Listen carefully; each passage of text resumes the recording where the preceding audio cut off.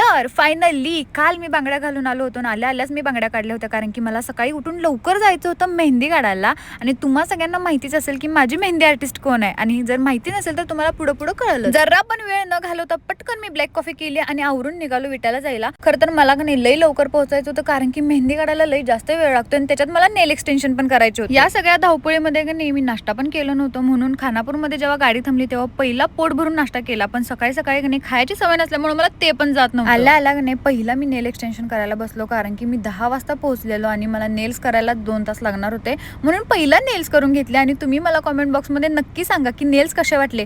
याच्या आधी जेव्हा पण मला कधी नेल करू वाटायचं का नाही, मी पुण्याला जायचो कारण की मला फक्त पुण्यातलेच नेल आर्टिस्ट माहिती होते.